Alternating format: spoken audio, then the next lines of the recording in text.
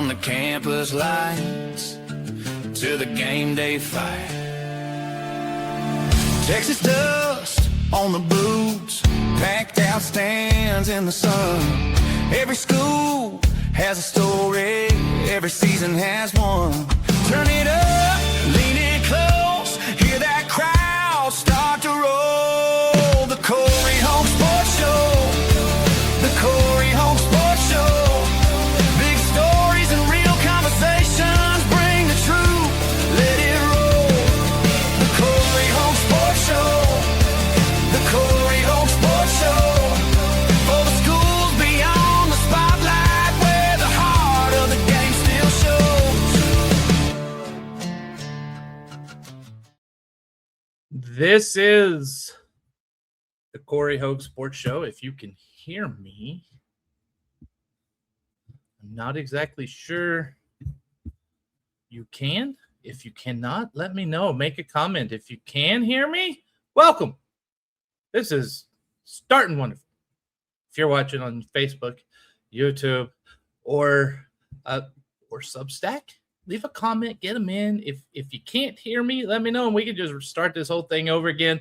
Obviously, a little delayed on the start time, and it didn't quite even start the way I thought it would. So here we are. It's Friday. What are you going to do? You're going to earn the victory. May not start right. It's how you respond, right? That's what matters. We talk about it all the time. Show didn't start right. Let's make it a good show anyway. That's a proper response. Speaking of that, yesterday I was in Bullard, Texas, Eagles Bluff Country Club for the Southwestern Junior College Football Conference Media Day. Want to say first off a big thank you to everyone. Tyler Junior College putting it on, to Michael Landers for the invitation, all the coaches, seeing everyone. It was fantastic. I'll get into some thoughts on that here in a minute, but there is a line from Cisco head football coach Charlie Rizzio that I wanted to talk about in the Earn Philosophy segment to start the show. This is about 48 seconds. Let's listen to what he had to say, and then we will discuss. Lane Kiffin said this, and I was a little bugged about it because I was going to say it, but I don't care. I'll say it anyways. One of the things that we preach to our kids is comparison is the thief of joy. And if we, myself included, if I try to compare myself, right, to another coach in this conference, or if our players try to compare themselves to other players in this conference, it's going to take away from the positive and the growth and the development that we do actually have the ability to do while we're in Cisco. I mean, the dang field's still 100 yards long, and if the bad guys, from my perspective as a defensive coach, if they get across the goal line, it's 6 points. Right? It doesn't matter if there's a hog trap outside our practice field, right? All that stuff's irrelevant. That is a great line, because there is a hog trap outside the practice field for Cisco. That is junior college. That's what that is, right? But comparison is the thief of joy. And Chuck Ramsey, watching Law Dog Sports, he said he can hear me. It's just a little low. Hopefully this is a little better. Thank you so much. By the way, today is July 31st. This is episode 10. And if you missed it, go on to YouTube, find Law Dog Sports. I was on there with Chuck Ramsey and Jeremy Schroeder, the oily bohunk that we have, the unholy triumvirate. We were together for a little bit today. Always great to be on there. Definitely go give it a watch and say you won't be disappointed. We talk a lot of great stuff. It was a fantastic show. He does a great job every Friday. They both do a great job every Friday at 11 o'clock. I highly recommend you watch it. Back to what Charlie said. Comparison is the thief of joy. And it's not a surprise Lane Kiffin says that, right? Because we talked, the Earn Philosophy is kind of a product that comes from Nick Saban's The Process philosophy. And Lane Kiffin is a product of Nick Saban's process philosophy as well. So when you compare yourself to others, it's not going to be a fair comparison. First off, you know all of your faults. You know all the things that can be used as what political terms called oppo research against you. The other people probably don't. So you know that. That means you're not going to make a fair comparison. Not to mention, when you take your time to look at someone else, what someone else has, you've now taken your eyes off of where you are and what you need to focus on, which is your best effort. Your best effort is not, if you're at work right now and you're looking across the hallway and you're trying to compare yourself to that person over there, you at this time are not giving your best effort onto your job. You're not doing what you need to do to be successful at your job. Don't worry about how successful they are. If they're more successful than you, that's fine. Work harder. Keep your eyes focused on what you're doing. And if they're not to worry about anyway. Or they're looking at you trying to get better. You've got to, the only way you're going to do it is to stack those victories, and how you stack those victories is your best effort. The right attitude. Negativity breeds negativity. Talk about it all the time. Positivity breeds positivity. If you're putting in your best effort, that's a positive thing. That helps your attitude. How do you respond? Right? Maybe the boss asked you to do something that you really weren't wanting to do. What's your response? Take a step back and breathe, or do you blurt out something that you probably shouldn't? Respond. And then don't quit. Things happen. Not everything's going to go right. You're going to make mistakes. We're all do. It's human. That's why you got to refocus. No excuses. No excuses. It happened. It's over. Move on. Earn this moment. Earn this moment of victory. And again, yesterday I was at Eagles Bluff Country Club in Bullard, Texas. And so my schedule, my daily kind of routine was thrown off a bit, just like it was last week when I went to Arlington for the Conference USA Media Day. The key is, before I would let that turn into a second day, and trust me, that thought is still there. I didn't do it. I don't have. No. Got to get back on there. Got to get back out there. Got to get that walk done. Got to get the reading done. You've got to get your studying done. You've got to get back up there and get back into what is making you successful. And my success is not judged off of viewers, although I love each and every one of you. It's not judged off how many people read my stuff, although I love each and every one of you that do. My success is judged at the end of the day on how am I? Did I have a day where I did the best I could to earn that victory? And if the answer is yes, then that's a victory. As someone who has a lot of suicidal tendencies, sometimes waking up the next morning is a victory. It just is. That's okay. You're allowed to celebrate those. You got to understand that is good. And so at the end of the day, if it was an unpleasant day, things didn't work well, it was a bad day, gather it. It happens. Tomorrow doesn't have to be that way. Examine what happened, where it went wrong, what can be fixed, if you control any of it that can be fixed, because sometimes you don't. And if it's out of your control, you just wake up the next morning and get going. You can't let life derail you. It will try nonstop. Life will try. Religion calls it the devil. I call it life. It's going to try to derail you. You cannot let that happen. Charlie Rizzio knows this when you're out at Cisco in the middle of nowhere, which, by the way, they said they have a Whataburger now 12 miles from Cisco. I can't remember which town he said it's in around there, but that's a big deal. That's big news in Cisco, Texas. A Whataburger within 12, because there really is not much in Cisco, Texas. And that helps me transition into my thoughts from the Southwest Conference Junior College Football Conference Media Day yesterday. A terrific event. First-class event put on. You would not know that's a junior college. And I want to start my thoughts with a congratulations and a big thank you to them. They have a new logo. And if you're watching on Facebook or YouTube or Substack right now, you can see the logo. It is fantastic. That is exactly what this conference needed. They really didn't have one. And Michael Landers said that Trinity Valley head coach Gerard Poteet was a big part of this. Thank you. Thank you. It looks fantastic.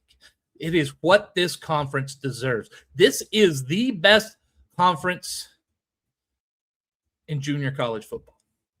I tell people all the time, every year, the best football that I see week in and week out is the SWJCFC. It is the greatest collection of talent. These coaches do a fantastic job. But what I really took away from yesterday, and this I'm going to write about a little more, and it's going to post Monday morning on Substack, CoryHogueSports.substack.com. Junior college, the Southwest Junior College Football Conference, that's where the heart of college football is. So many times you hear people, say college sports has changed. It has. I spoke about this a little bit. You can hear some of this too on the Law Dog Sports Weekend Big Show on YouTube. College sports has changed. College football in particular has changed. It's not going back. The Big Ten, the Southeastern Conference, they're not going to play along by the same rules anymore. You're going to end up needing different rules for them than you have for the group of 6 and below. Accept it. Let's move on and let's make it the best we can. The days of I'm here to play because I'm just trying to get better, get an education, and better my life might not be at the Power 4. Might not even be sometimes at the group of 6.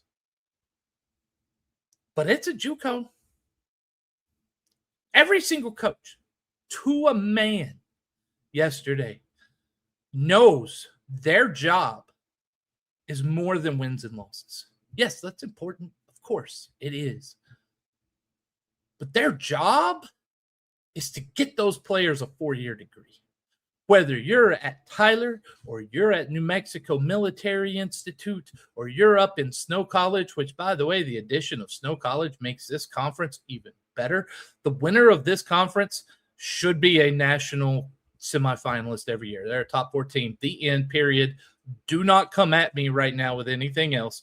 Guaranteed. The winner of this conference should be top 4 in the country in JCAA and in the semifinals.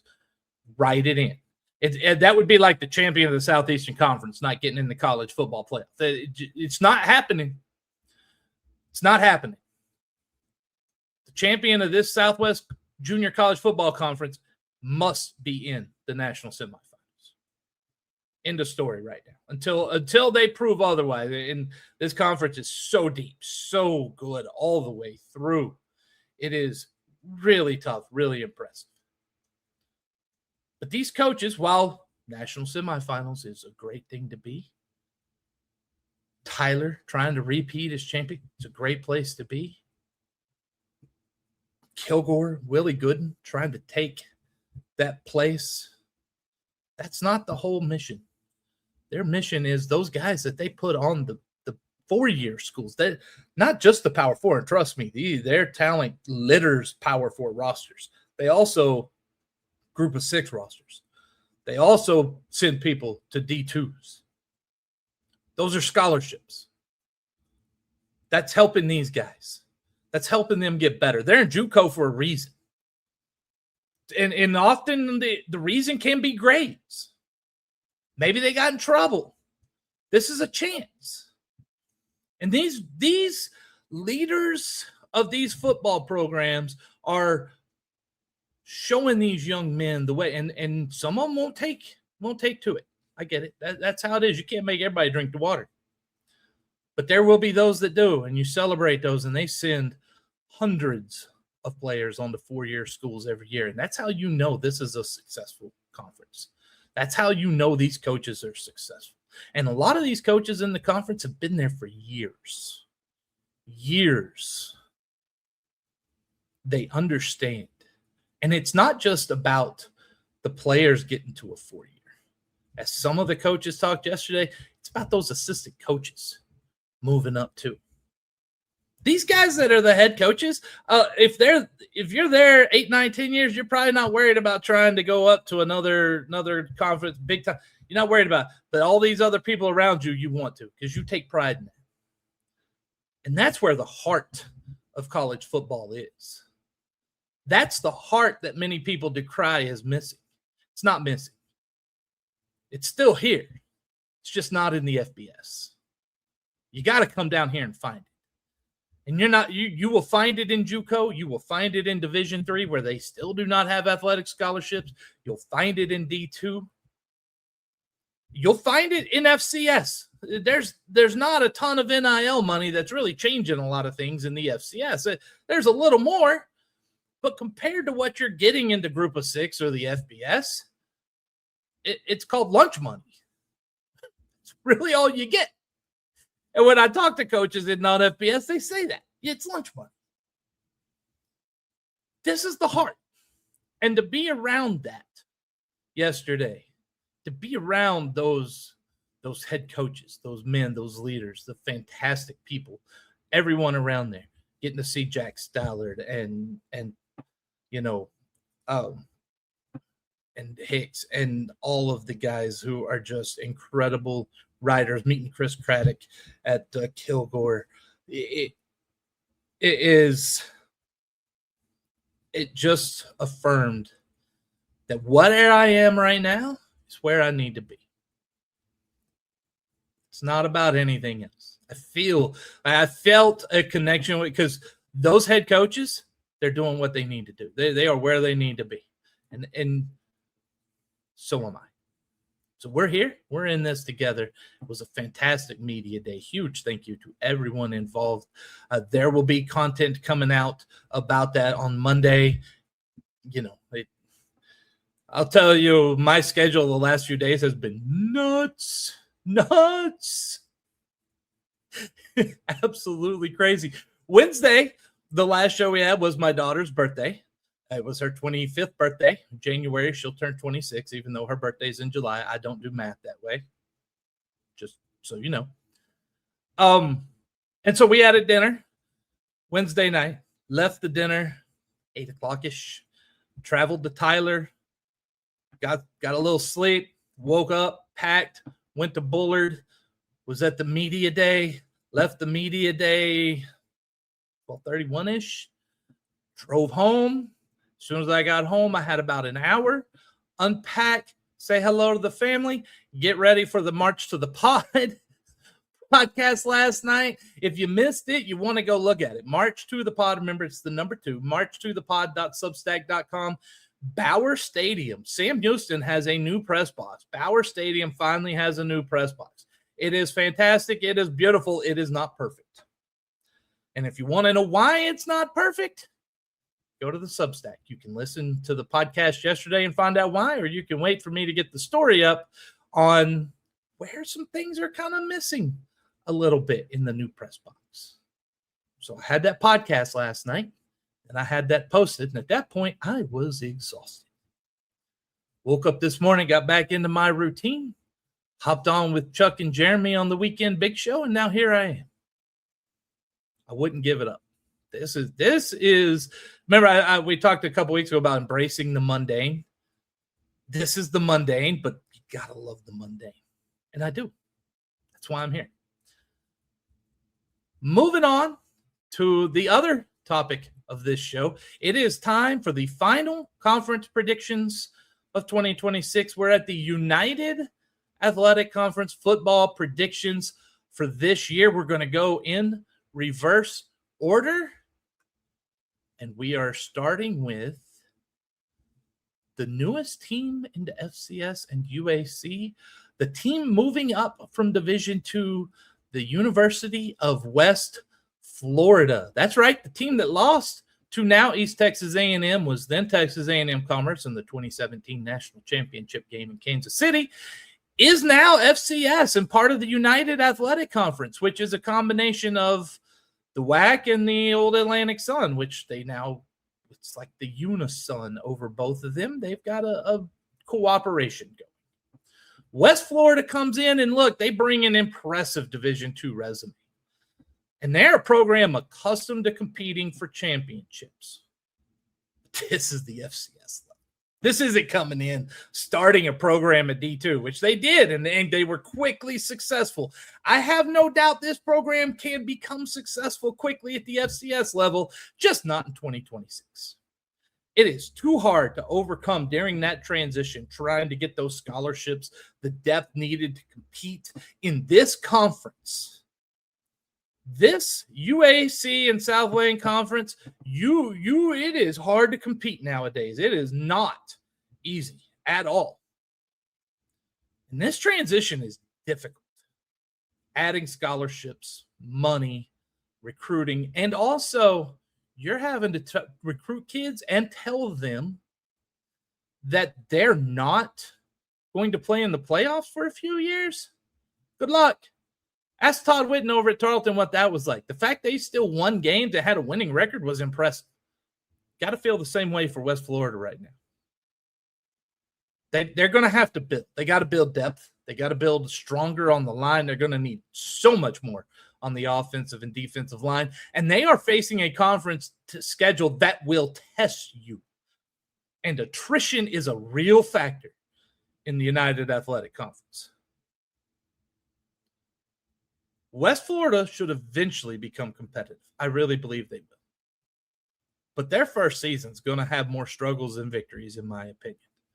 The big question I have for them is, can they handle that increased depth and physicality required at the FCS level to be competitive and maybe pull off a few wins? Maybe if they finish with a winning record this year, that's an A+ year for West Florida. Number 7, you want to ask a team what it's like to transition from D2 to FCS? Ask number 7, West Georgia. They were a great story last season. 8-3 overall, 5-3 in conference play. Second year at the FCS level, but repeating that success is always going to be difficult. New coaching staff, replacing a lot of the linemen responsible for that breakthrough last year. They rebuilt the roster through the portal. Several additions now there. Some of those additions are familiar with the new staff and the system. That should help. But that's a lot of uncertainty around West Georgia. They could improve throughout this season. They will definitely be a lot better at the end than they are at the beginning. But those early growing pains should be expected. So the question for West Georgia becomes, can they quickly establish the chemistry with the new staff and the rebuilt roster to be competitive, not just at the bottom or the middle, but with the top of the conference? That's going to be hard to do. Number 6, North Alabama. They were 2-10 last year. They were a lot more competitive than that. A lot of close games that they did not find a way to get to win. They just couldn't finish drives consistently. They couldn't avoid the costly mistakes. They couldn't make that decisive play in the fourth quarter that determines the win from the loss. There are reasons to believe North Alabama will be better. The offense has got some continuity. The defense is returning several contributors. The program added needed help across the roster. The opening of a new on-campus stadium will provide additional energy as well. But the question is, can North Alabama turn competitive performances into conference wins? Can they finish the drives, avoid the mistakes, and make those plays that determine the difference between the wins and the losses in the close games? Number 5, and boy, this is where this conference really picks up in the difficulty level. Eastern Kentucky, they were 5-7 last year. They've got a lot of experience returning throughout the offense. The continuity will allow the Colonels to move the football a lot more consistently, especially if they improve their efficiency and reduce their turnovers, which is you should expect they will. The larger concern is a defense that could feature significant turnover throughout the lineup.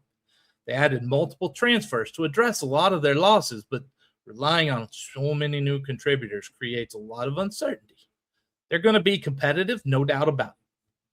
But defensive inconsistency could prevent them from being a serious contender, which that's the question. Can they rebuild that defense quickly enough to take advantage of an experienced offense and not put that offense in a situation where they feel they have to score a touchdown on every drive. If you put that kind of pressure on the offense, Eastern Kentucky will not be successful this year.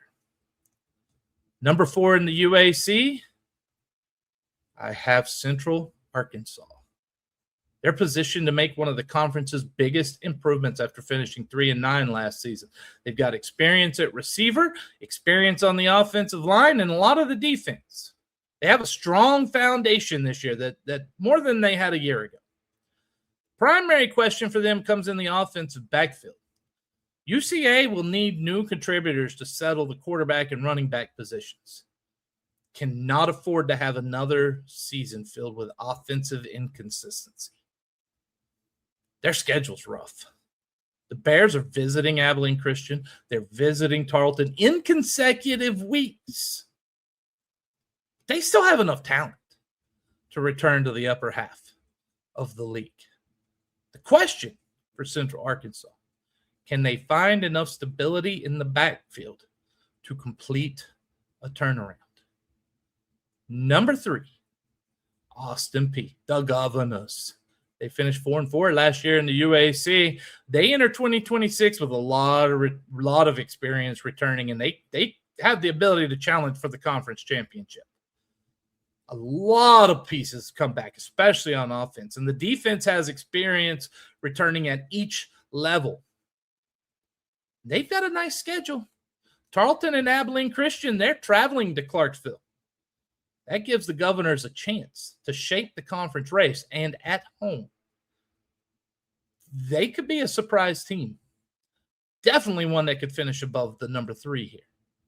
But they have to prove that their returning experience can produce more consistent results. 4-4 is just not consistent enough. They were competitive last season, but they didn't perform like a championship caliber team often enough. They have the talent. Question is, can they turn the experience and the talent into those consistent championship level performances? And number 2, and I am not taking the easy way out, the UAC on their media poll or coaches poll or whatever preseason poll they released, put a tie at the top. That's the easy way out. You got to pick one. And I'm going to say number 2, Tarleton State.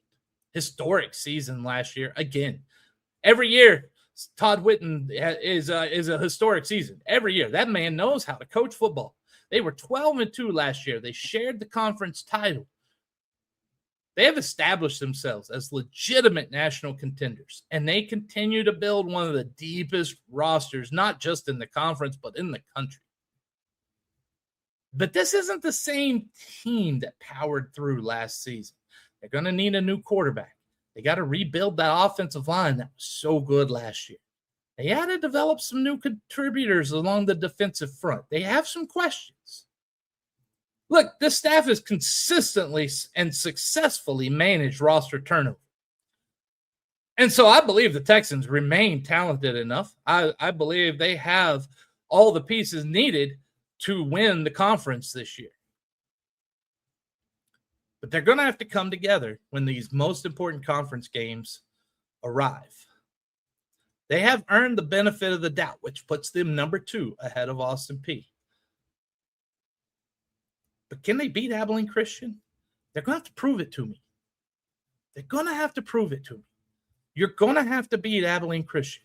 And I believe they're at home against ACU this year. You can't let that one slip away. The biggest question, though, for Tarleton is, can they rebuild along that offensive and defensive line quickly enough to repeat? That's where I'm most concerned about the Texans, is on that offensive line specifically and defensive line as well. Number 1, the team I have winning the United Athletic Conference in 2026 is the Wildcats of Abilene Christian. They earned the automatic playoff bid last year after sharing the conference championship for the second straight year. They shared it with Tarleton last year. They were outright winners the year before. They have experience, they have depth, and they have confidence, and they have a heck of a coaching staff led by Keith Patterson, who knows last year he doesn't even look at last year's. He probably might not be able to tell you how many wins they had. He can tell you. He knows. You're looking at today. They got what they need to finish alone at the top of the standings. Doesn't mean they don't have questions.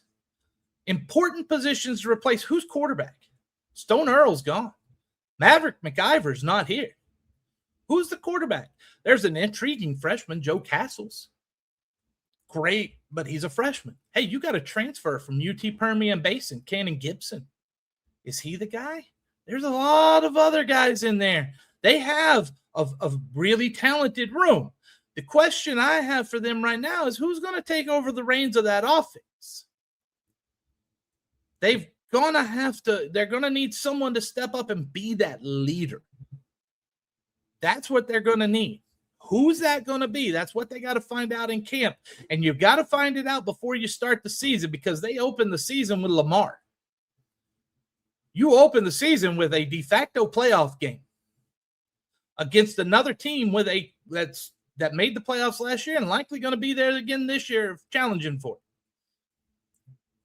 it. But here's the thing. ACU's built enough roster depth to absorb those losses without a significant step backwards, in my opinion. They understand what it takes to win those close conference games and survive the championship race. That matters. When you've got a top 3 teams in this conference separated by such narrow margins, that matters. Tarleton may have the highest ceiling. Austin Peay may have the most favorable home schedule. But Abilene Christian enters with the pedigree, the continuity, the proven success. And I think enough roster stability that they will be at the top. The question is, can they successfully replace those lost pieces, particularly at quarterback, and win the United Athletic Conference Championship outright? It will be no easy task. Definitely not. It will be fun to watch. I can't wait. And that will do it for today's show, today's episode of the Cory Hogue Sports Show. Thank you so much. If you're watching on Facebook, YouTube, or Substack, remember, find me social media at Cory Hogue Sports, CORYHOGUE Sports. Find my Substack, CoryHogueSports.substack.com. Don't forget marchtothepod.substack.com. Give us a look over there. Give us a listen if you want to know some things about Sam Houston. Really appreciate it. Let me check my calendar and see real quick. We're heading into a whole new month. We'll be back on Monday, August the 3rd. This calendar is changing. Today is the last day of no football in a month until the new year, till February. Even later if you count the NFL. We've made it. Making it through the dog days of summer. So keep it tuned to my Substack because you're going to see a lot of stuff coming here over the next few weeks. I'm going to do 5 questions for teams in each conference. We're going to start going through that series. But Monday, recap of the Junior College Football Conference. Check that first. We'll be back Monday afternoon, 1 o'clock. Hope to see you then. Until then, have a fantastic weekend. Stay blessed. Clear, sharp and bold, covering every team, every season, every story worth being told. The Cory Hogue Sports Show, the Cory Hogue Sports Show. Big stories and real conversations bring the truth